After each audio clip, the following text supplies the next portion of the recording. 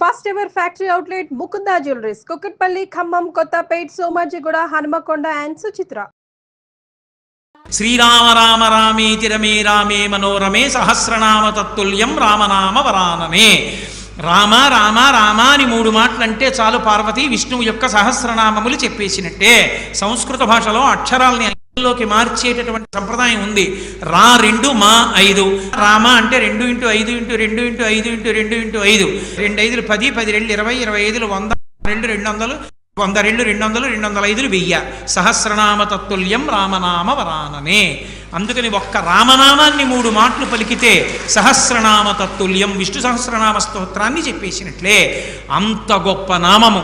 ఆ నామాన్ని ఎలా పలకచ్చు అని అడిగారు. బిడ్డ పేరు పెట్టి పిలిచిననైనా రామనామాన్ని మీరు ఏదో పిల్లాడికి పేరుగా పెట్టుకుని ఒరే రామా ఇలారా రామా ఇలారా అని పిలిచినా సరే పాపహారం. బిడ్డ పేరు పెట్టి పిలిచిననైనా మధ్యలో ఏదో ఆటలాడుకుంటూ రాముడు లక్ష్మణుడు అని పేరు పెట్టుకుని రామారామ అని పిలిచినా సరే, లేదు పద్య గద్య గీత భావార్థములనైనా ఎప్పుడైనా సరే పద్యంలోనో గద్యంలోనో గీతలోనో ఎక్కడో అక్కడ రామనామం చెప్పుకుంటే రామనామం వ్రాస్తే చాలు. అంత గొప్పది శ్రీరామనామం. లోకంలో తారకము అన్న మాట రెండిటికే వర్తిస్తుంది. ఒకటి ప్రణవం, ఒకటి రామనామం. రామనామం చెప్తూ శరీరం ఎవడి విడిచిపెట్టేస్తాడో వాడు తారకం, అంటే సంసారమును దాటిపోతాడు, మోక్షానికి వెళ్ళిపోతాడు. రామనామము అంత గొప్ప నామము. ఆ నామము నుంచారు. అందుకే పోతన గారు అంటారు భాగవతంలో, ఆఖరికి నామం అనేటటువంటిది ఎప్పుడు చెప్పుకోవచ్చు అంటే దానికే మడి తడి ఆచారం కూర్చున్నాడా నించున్నాడాతో సంబంధం లేదు. ఆఖరికి ఏకవస్త్రంతో ఉండి రజస్వలా దోషంతో ఉన్నటువంటి ద్రౌపదీదేవి ఎలుగెత్తి భగవంతుడిని నామం పెట్టి పిలిచింది, పరిగెత్తుకొచ్చాడు. చావుకి దగ్గరగా ఉండి ఇక నోటి వెంట మాట రాని స్థితిలో గజేంద్రుడు భగవంతుడిని నామం పెట్టి పిలిచాడు, పరిగెత్తుకొచ్చాడు. అందుకే త్యాగరాజస్వామి పిబరే రామరసం అంటారు. తాగేసేయండి రా రామరసాన్ని అంటారు. శ్రీరామ నీ నామం ఎంత రుచిరా, ఎంత రుచి ఎంత రుచి ఎంత రుచిరా, పాలు మీగడల కన్నా పంచదార తేనెల కన్నా శ్రీరామ నీ నామం ఎంత రుచిరా. అంటే రామనామం రుచి ఏమిటండి, కాగితం మీద వేసి నోట్లో పెట్టుకోవచ్చా అని కాదు. పెరుగు, తేనె, పళ్ళరసం ఇలాంటివి నాలుక మీద వేసుకున్నప్పుడు నాలుక మీద ఉండేటటువంటి రసాంకురములు దాని యొక్క రుచిని చెప్పినప్పుడు పరవశించినటువంటి మనసు ఏ స్థితిని పొందుతుందో, రసాంకురములతో ఉన్న నాలుక కేవలం బాహ్య పదార్థముల యొక్క రుచి చెప్పడం కాదు, రామ రామ రామ రామ అని శ్రీరామనామం చెప్పడంలో ఉండేటటువంటి పారవస్యాన్ని పొందిన నాడు శ్రీరామ నీ నామం ఎంత రుచిరా. అప్పుడు ఆ రామనామం యొక్క రుచి తెలుస్తుంది. తారకనామం రామనామం. రామనామం పలికినంత మాత్రం చేత ఎప్పుడు పలకచ్చు అంటే కూలిన చోట. గడప తగిలి పడిపోయాడు, రామా అన్నాడు చాలు, వాడు అదృష్టం. కూలిన చోట, కొట్టబడి కుంటిన చోట, ఎవరో వెనక నుంచి కొట్టారు, కింద పడిపోయాడు, రామా అంటూ పడిపోయాడు, తరించిపోయాడు. కొట్టబడి కుందిన చోట, మహాజ్వరాదులను ప్రీలిన చోట. 104 జ్వరం వచ్చి పడిపోయి ఉన్నాడు. ఆ పలవరించేటప్పుడు రామా రామా అని పలవరిస్తున్నాడు, వాడు ఉన్నతగతులు పొందుతాడు. మహాజ్వరాదులను ప్రీలిన చోట, సర్పముఖ పీడలు పొందిన చోట. అలా వెళ్ళిపోతుంటే బొస్సున పాము వచ్చి పడగెప్పింది, శ్రీరామ శ్రీరామ శ్రీరామ అన్నాడు. వాడు తరిస్తాడు, రక్షింపబడతాడు. సర్పముఖ పీడలు పొందిన చోట విష్ణు భవదూరిని పేర్కొని రేని, ఆ పైన ఆ కాలుని యాతనావితతి పొందరు పూనరు దుఃఖభావముల్. యమధర్మరాజు గారి యొక్క పాశం వాళ్ళ మీద పడదు. రామనామం అంత గొప్ప నామం. అందుకే అటువంటి నామాన్ని సదా స్మరించి శ్రీరామనామాన్ని మనసులో అనుకుంటూ శ్రీరామనామాన్ని వ్రాసినంత మాత్రం చేత రామచంద్ర ప్రభువే మనం చేరుకోవలసినటువంటి స్థితిని నిర్దేశిస్తాడు. మహానుభావుడు గుంటూరులో రాగం ఆంజనేయులు గారని ఉండేవారు. ఆయన ఏం పెద్ద చదువుకోలేదు, ఎప్పుడూ శ్రీరామనామమే. అలా శ్రీరామ శ్రీరామ శ్రీరామ శ్రీరామ వ్రాస్తూనే ఉండేవారు. ఆఖరికి ఆయన ఆ పుస్తకాలన్నీ రామనామం రాసినవన్నీ బండిలో పెట్టుకుని రామనామ జపం చేస్తూ భద్రాచలం వెళ్ళారు. భద్రాచలం వెళ్ళి ఆ రోజు సాయంకాలం రామచంద్రమూర్తి యొక్క దేవాలయంలో రామనామం ఇచ్చేద్దాం అనుకున్నారు. ఇవాళ ఎందుకులేండి, ఇక్కడ ఏదో సప్తాహం చేద్దాం అనుకుంటున్నాం కదా, రేపిద్దాం, ఏకాదశి వస్తుంది కదా అన్నారు. ఏమోనయా ఏ క్షణం ఎవడికి తెలుసు, ఇచ్చేసేద్దాం అన్నారు. ఆ రోజు రాత్రి రామచంద్రమూర్తికి రామనామం అంతా సమర్పించి మరునాటి నుంచి క్రతువు ప్రారంభం అవుతుంది భద్రాచలంలో. వచ్చి యజ్ఞ భాగం దగ్గర నించున్నారు. లోపల రామచంద్రమూర్తి దేవాలయంలో గంటలు మోగి అక్కడికి దగ్గరలోంచి ఆ స్వామి వైభవం, ఆ కీర్తన వినపడుతూ నీరాజనం కనపడుతోంది. ఆ నీరాజనం వంక చూస్తూ అలాగే నిలబడి రామ రామ రామ అంటూ శరీరం వదిలేశారు. ఆయన తన పెళ్లికి కూడా మంగళతోరణాలు కట్టద్దు అని మావిడాకులు కట్టించకుండా తన స్నేహితులతో రామనామం కాగితాల మీద వ్రాయించి రామనామాన్నే తోరణాలుగా కట్టించుకున్నాడు. అంత రామనామోపాసకులు ఎంతమందో, నా దగ్గర ఎన్ని పుస్తకాలు ఉన్నాయో చరిత్రలో. కపవాత పైత్యాలు కప్పేసి ఇంకా చచ్చిపోతాడన్న వాళ్ళు ఎలాగో చచ్చిపోతానని రామనామం రాసుకుని బతికేసి భద్రాచలం వెళ్ళి సమర్పించి తర్వాత పెళ్లి చేసుకుని భార్యా పిల్లలతో సుఖంగా ఉన్న వాళ్ళు కూడా ఉన్నారు. రామనామం అంత గొప్ప నామం. శ్రీరామనామం రాయడం, శ్రీరామనామం పలకడం అంత గొప్పది. అందుకే కంచికామకోటి పీఠాధిపత్యం వహించిన మహాపురుషులైన చంద్రశేఖరేంద్ర సరస్వతి మహాస్వామి వారు ఏ ఊరు వెళ్ళినా సరే పిల్లలు కనపడితే వాళ్ళందరినీ కూర్చోపెట్టి గుండ్రంగా రామనామం రాయమని, ఎవరు ఆ ఇచ్చిన సమయంలో ఎక్కువసార్లు గుండ్రంగా వ్రాశారో వాళ్ళకి బంగారు మాడలు ఇచ్చేవారు. ఆ తర్వాత వెండి మాడ, తర్వాత రాగి మాడ, మిగిలిన వాళ్ళకి అందరికీ కూడా మాడలు ఇచ్చేవారు. ఈ మధ్య మేము శ్రీరామనవమి నాడు అయ్యప్ప స్వామి దేవస్థానంలో పిల్లలందరితో అలాగే రామనామం రాయించి మాడలు ఇచ్చాం.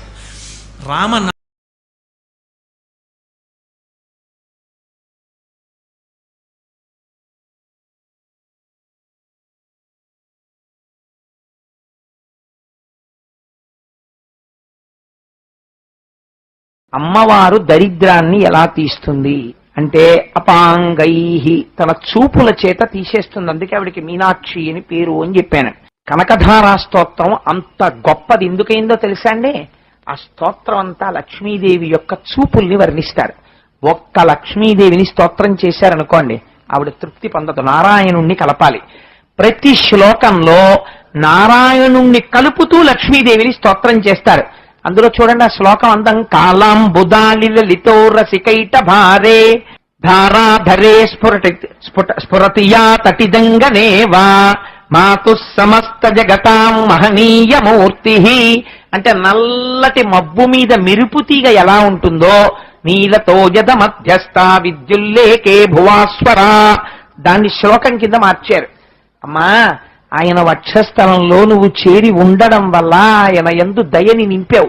ఆయన కారుణ్యమూర్తి అయి మా యోగక్షేమములను వహిస్తున్నాడు. తల్లి, నువ్వు ఆయన వక్షస్థలమునందు లేనినాడు ఆయన నిగ్రహానుగ్రహ ప్రదాత అయి ఉంటాడు. ఆయన పాదములు మేము పట్టుకోలేం కదా. తండ్రిని మాకు అందించిన తల్లివమ్మా, నీ యొక్క చూపులకి నమస్కారం. ఒక్కసారి ఆ చూపు మా యందు ప్రసరించు, మా దరిద్రం తీరిపోతుంది అంటున్నారు. ఆశ్చర్యం ఏమిటో తెలుసా అండి? ఈ శ్లోకంలో ఉన్న గొప్పతనం, ఈ శ్లోకమే చదివితే దరిద్రాన్ని విరిచేయగలదు. చాతక పక్షి అని మనకి సంప్రదాయంలో ఒక పక్షి ఉంటుంది. ఆ చాతకం భూమి మీద పడితే ఇంకా నీళ్లు తాగదు. విచిత్రం ఏమిటంటే కొన్ని పక్షులు ఉన్నాయి. ఆ పక్షులు ఆకాశంలోనే పిల్లని ప్రసవిస్తే ఆ పిల్ల ఆకాశంలోనే ఎగిరేస్తుంటుంది. అలా ఎగిరేస్తున్నప్పుడు దానికి దాహం వేస్తుంది. దాహం వేస్తే అది భూమి మీదకి కిందకి రాదు, కిందకొచ్చి నీరు తాగదు. అప్పుడు ఆ పక్షి దాహం తీరాలంటే అది ఆకాశం వంక చూసి అరుస్తూ ఉంటుంది. అప్పుడు నల్లటి మేఘం వచ్చి వర్షం కురవాలి. కురిస్తే అది తల పైకి పెట్టి నీళ్లు తాగుతుంది. అలా తాగినటువంటి నీళ్లు మాత్రమే దాని యొక్క దాహార్తిని తీరుస్తాయి. నేను ఎన్ని కోట్ల జన్మలలో చేసినటువంటి పాపమ వలనో దరిద్రము నన్ను వెంట పెట్టి తరుగుతోంది. అటువంటి దరిద్రాన్ని పోగొట్టగలిగినటువంటి మేఘధార నువ్వే. అమ్మా, నీ అనుగ్రహాన్ని మా మీద వర్షించాలి.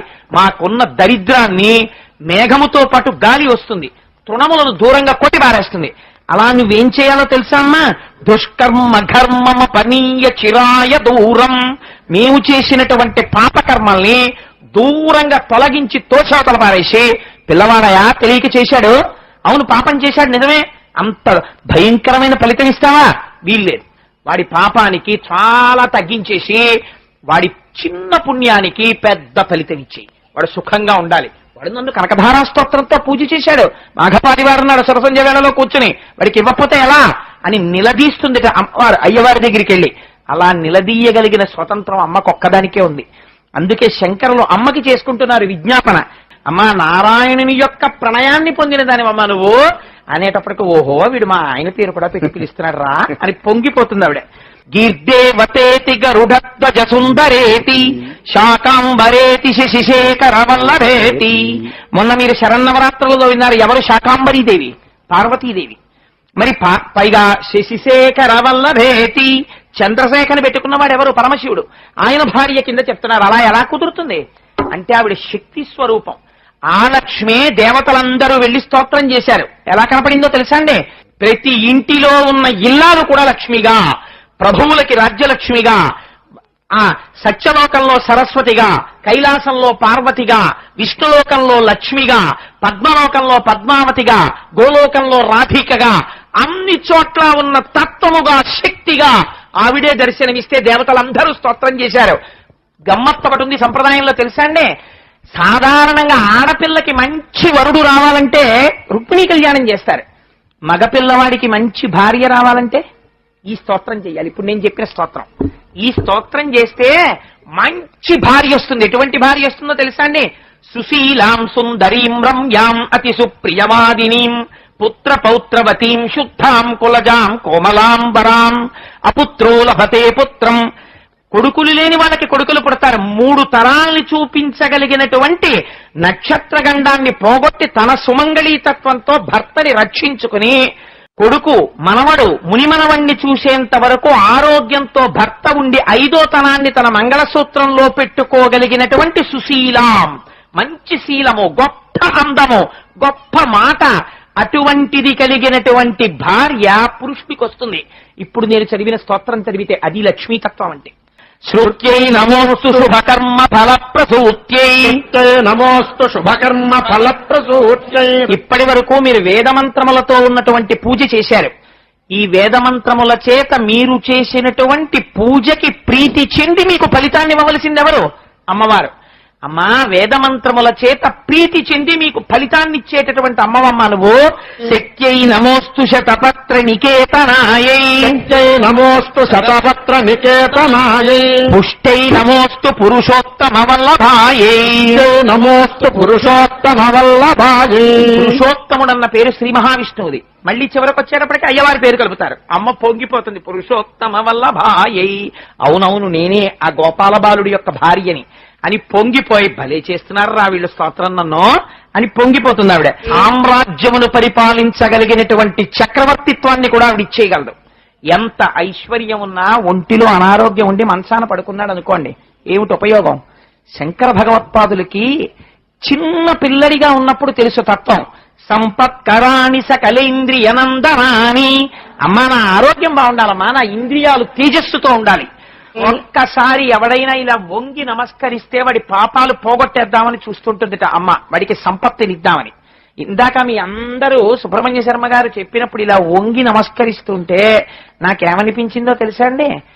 మంచి ఎదిగినటువంటి పైరు మీదకో పిల్లగాలు వస్తే పైరంతా ఇలా వంగిందనుకోండి, ఎలా ఉంటుందో అలా మీ అందరూ శిరస్సు ఉంచితే ఒక్కసారి పండడానికి సిద్ధంగా ఉన్న పంట పొలం లక్ష్మీ స్వరూప అయితే నారాయణ స్వరూపమైన భక్తి భావన గాలి చేత వంగినటువంటి మిమ్మల్ని చూసి లక్ష్మీ స్వరూపంగా సభని దర్శించి నమస్కరించాను.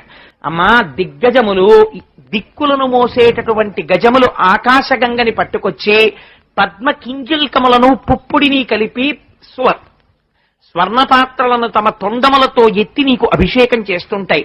అటువంటి తల్లివై నా ఇంటిలో నువ్వు స్థిరముగా నిలబడుదువుగాక అని అడుగుతారు.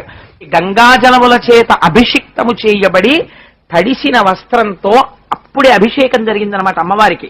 అలా అభిషేకమును పొంది కూర్చున్నటువంటి తల్లి ఎవరున్నదో ఆవిడికి నేను ప్రొద్దున్న లేవగానే ప్రాతర్నమామి, నమస్కరించుచున్నాను. ఎక్కడ ఆవిడ భర్తను వదిలిపెట్టరు. లోకాధినాథ గృహిణీం. అమ్మా, నువ్వెవరో తెలుసా? లోకములకన్నిటికీ అధినాథుడైనటువంటి శ్రీమన్నారాయణుని యొక్క గృహిణివమ్మా. అంటే ఆయన ఇల్లాలివమ్మా. ఇల్లు చక్క పెట్టుకోవద్దు, ఇంట్లో ఉన్న వాళ్ళందరికీ అన్నం పెట్టద్దు, ఇంట్లో ఉన్న వాళ్ళందరికీ పాలివ్వద్దు, ఇంట్లో ఉన్న పిల్లలకి సరిగ్గా చదువు రాలేదనుకోండి, తల్లిదే కదా. అయ్యవారికి ఏమో ఎప్పుడు పని, తెల్లవారకట్ట లేచిన దగ్గర నుంచి సెల్లుకో ఫోన్లు, అక్కడ వరకు ఇక్కడ వరకు, ఆ బ్రాంచ్ ఆఫీస్కి వెళ్ళాలి, ఈ బ్రాంచ్కి వెళ్ళాలి, అక్కడ ఆఫీస్కి వెళ్ళాలి, అక్కడ ఇన్స్పెక్షన్ చేయాలి, అక్కడ ఎవడో ఆర్తితో ఫోన్ చేస్తాడు, ఇక్కడ ఏదో ప్రమాదం వచ్చిందంటాడు, గరుత్మంతుడు నెక్కెళ్ళిపోతుంటాడు. మరి ఇల్లు ఎవరు చక్క పెట్టాలి అంటే ఆవిడ ఇంట్లో ఉండే జాగ్రత్తగా పిల్లలకి చదువు చెప్పించుకుని, పిల్లలకి వేళ పెట్టిన క్యారేజీలు పెట్టి అన్నం పెట్టి చెయ్యాలా వద్దా? అమ్మ, నువ్వెవరో తెలుసా? ఇది శంకరుల యొక్క గడుసుతనం అంటే. లోకాధినాథ గృహిణీం, లోకాధినాథుడైనటువంటి శ్రీమన్నారాయణుని యొక్క గృహిణివి. ఇప్పుడు ఆయన లోకాధినాథుడైతే మాకేమిటయ్యా, ఆయన మా తండ్రి.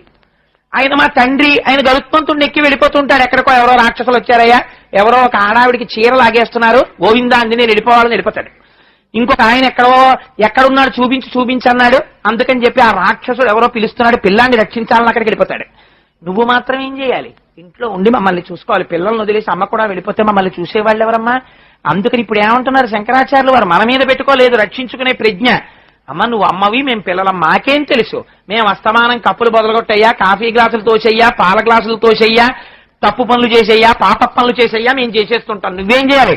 ఒరే ఇప్పుడే స్నానం చేయించాను, మళ్ళీ ఆ మట్టిలోకి వెళ్ళిపోతున్నావు రా అని తీసుకొచ్చి శుభ్రంగా తెచ్చి, ఒరే నాన్నగారు వచ్చే వేళ అయింది, స్నానం చేసేసి జాగ్రత్తగా చదువుకోండి, కోపడతారు నాన్నగారు అని నాన్నగారు వచ్చే సమయం చూసి నాన్నగారికి మేము చాలా మంచి పిల్లల్లా కనపడేటట్టుగా కూర్చోపెట్టేసి మమ్మల్ని నాన్నగారు తొడ మీద కూర్చోపెట్టుకునేటట్టు నువ్వు చేసేయాలమ్మా.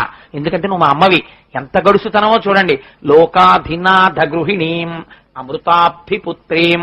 ఒరే మీ అమ్మనే కానీ అలా నేను చేస్తానని ఎందుకు అనుకుంటున్నారా అంటే, అమ్మ నువ్వు అమృతాభిపుత్రీం, అమృత సముద్రానికి కూతురు అమ్మ, నీ మనస్సు అమృతం, అమృతానికి పుట్టింది, అమృతం కాకపోతే మృతం ఎందుకు అవుతుందమ్మా? అందుకు నువ్వు అమృతానివి. ఎంత గడుసుతనంతో వేశారో చూడండి. లొంగిపోకపోతే అమ్మ ఇటువంటి పిలుపుకి ఎలా తట్టుకోగలదండి? అటువంటి స్తోత్రం ఇచ్చేశారు మనకి శంకర భగవత్పాదులు. చెట్టు నీడని బాగా ఎవరు ఎంజాయ్ చేయగలరు? బాగా ఎండలోంచి వచ్చిన వాడైతే. నిర్వాణాయ తరుచ్ఛాయ తప్తస్యై విశేషత. ఎవడు ఎండ చేత తప్తమయ్యాడో వాడికి చెట్టు నీడ బాగా ఆనందాన్ని ఇస్తుంది. అంతేకాని అమ్మా కోట్లకి బెడగలెత్తిపోయిన వాడికి ఇంకో 10,000 రూపాయలు ఇస్తే గొప్ప ఏమిటమ్మా? 10,000 రూపాయలు కటిక దరిద్రుడికి ఇప్పించావనుకో, అమ్మా మా అమ్మ అనుగ్రహం అని పొంగిపోతాడు. కాబట్టి నీ అనుగ్రహం పొందడానికి అసలు నిజమైనటువంటి యోగ్యత ఉన్నవాడెవడో, పరమ దరిద్రుడు, అటువంటి వాడెవడో తెలుసా? నేనే. అందుకని ఏం చేయాలి? నువ్వు నన్ను లిస్టులో ఫస్ట్ పేరు పెట్టేసి నాకు అనుగ్రహించేయాలి. అందుకని అమ్మా నువ్వు నాకేం చేస్తావో తెలుసా? అలా ఒక్క కడగంటి చూపు చూడు, నా దరిద్రం తీరిపోతుంది. అమ్మా నేను ఈ స్తోత్రాన్ని చదువుతాను, స్తుతి చేస్తాను. నువ్వేం చెయ్యాలి? అబ్బా మా పిల్లాడికి రాకపోయినా శంకరాచార్యులు వారు చెప్పిన స్తోత్రం చదివాడు అని అనుగ్రహించమ్మా. నాకు చెప్పడం కూడా చేత కాదు, శంకరులు రాసిన శ్లోకాన్ని చెప్తున్నాను, నన్ను అనుగ్రహించు అని వారే ఫలశ్రుతి చెప్పారు. ఉపన్యాసం చెప్పానా చెప్పలేదా? చెప్పాను. ఎందుకు చెప్పాను? లక్ష్మీదేవి కళ్యాణం అయిపోయింది, లక్ష్మీదేవి పూజ చేశారు. ప్రవచనం ఏం చెయ్యాలో అదే ఇవాళ కనకధారా స్తోత్రానికి మధ్యలో వ్యాఖ్యానం చేశాను.